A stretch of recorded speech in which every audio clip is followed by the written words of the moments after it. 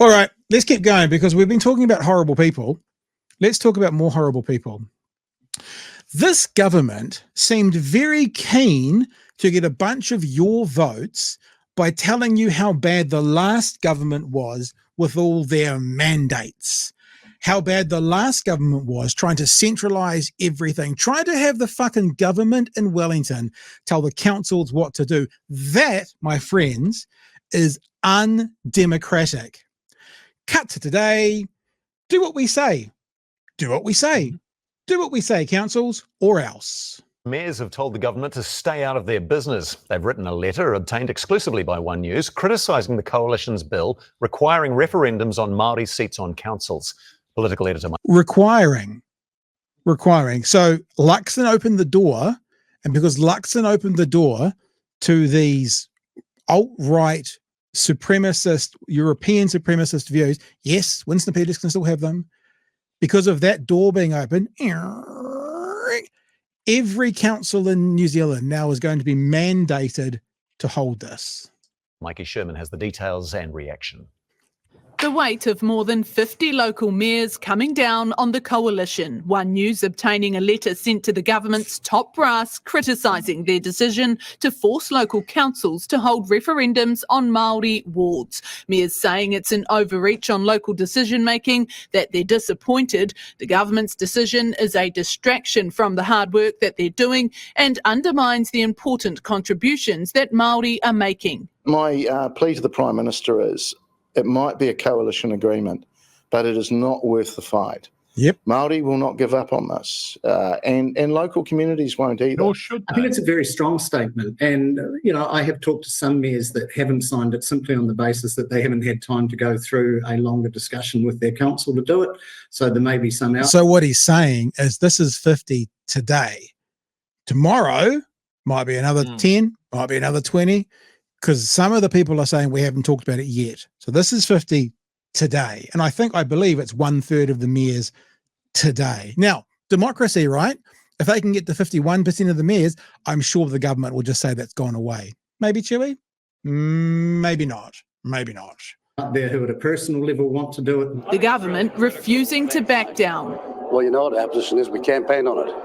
That this democracy should be equal. The people of New Zealand have voted, far more people than voted for any mayor have voted for a government that is now changing. So if we're now making policy and decisions based on who was voted for the most, then how far down that means the Greens should have more say than ACT, because far more people voted for the Greens than voted for ACT.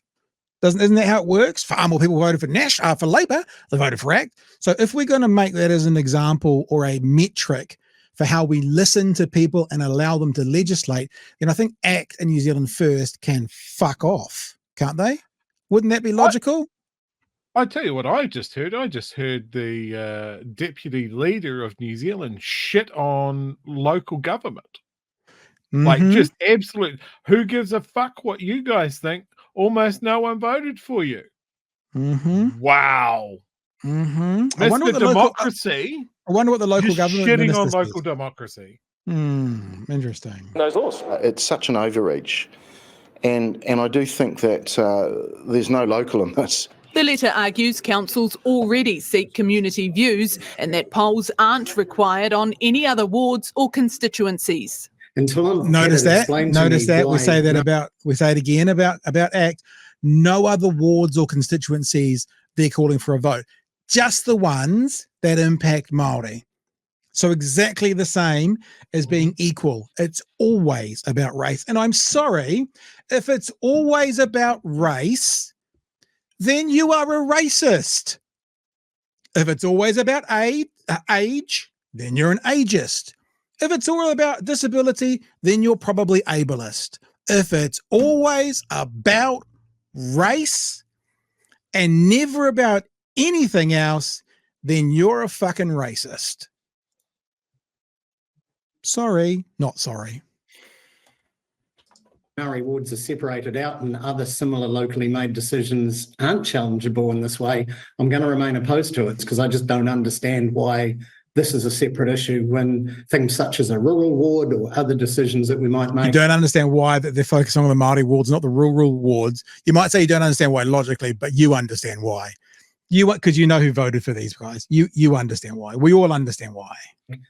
Don't go to a poll in a referendum. This is a fundamental decision around how the councils should be set up, how those wards should be allocated, and we think voters should actually be able to determine whether or not there should be Māori wards. The final line in the letter urges the government to reconsider its position, and with such a large proportion of the country's mayors signing it, it would be a mistake for the government to simply ignore it. I've already reached out to the Prime Minister and sought a meeting with him. And look, I would hope that we do get an audience. Legislation on the issue will be debated at Parliament tomorrow with the bill's first reading. Mikey Sherman, One News. Oh, might be popcorn time for that one, shall we? Look, I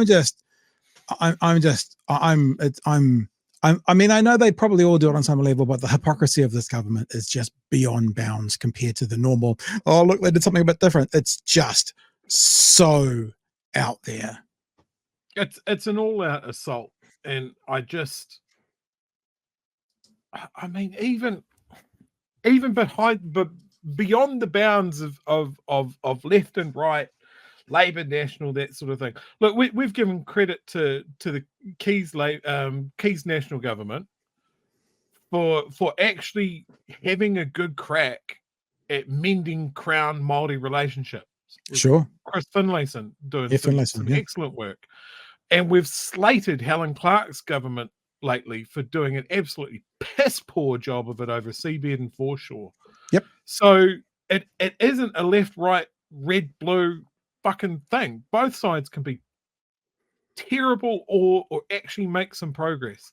Yeah. I think it's very clear here that the focus for this government is to fucking tear down all of the progress that has been made with the value of Māori culture, the way that Māori are seen by the government, the way that they're talked about in the public sphere. The damage that they're doing is going to be, like, whether they're here for 1 term, 2 terms, 3 terms, there's so much damage. There's so much damage. You can't just point at one thing. Yeah. Yeah. And look, I mean, everything that they are doing, I mean, it's going to have an effect on everyone, but it's having a disproportionate effect on Māori. Yeah. You've got to point to that. Yeah. I don't know if it is having an effect on everybody, but it's certainly it's affecting Māori. And part of me kind of goes, I hope if they piss off enough of New Zealand so much, will they be that unicorn of a one-term government? It's really unlikely. Like, to have a one-term government is almost unheard of. So I'm not, I'm just being real with you. But are they going to piss off enough of the country badly enough that they could be? The problem with that, Chewy, is that portion of the country is going to be smashed for the next 2.5 years. So I don't know if I can do it. I don't know if I can wish for that. You know what I mean? It's like, but then again, if they were there for 6 years, that portion of that country might still be smashed that bad and then continue on. It's just such a tough one. Like we've said before, I mean, neither of us are wealthy people, but we're not the target of these attacks. And really, most New Zealanders under a red or a blue leadership, life doesn't change that much. For the vulnerable, for the most vulnerable, from the LGBT community, the penis police, we can see coming up, for Māori in particular, for brown people, there's a huge difference that can be made when a right-wing, vindictive, now ideologically driven government gets in. When the left's in, even if they are all wokey tree huggers and that, no one really does worse. In fact, a lot of people do better even on the right. But, you don't get people who are like having their identity ripped out from legislation and told it's fucking nothing.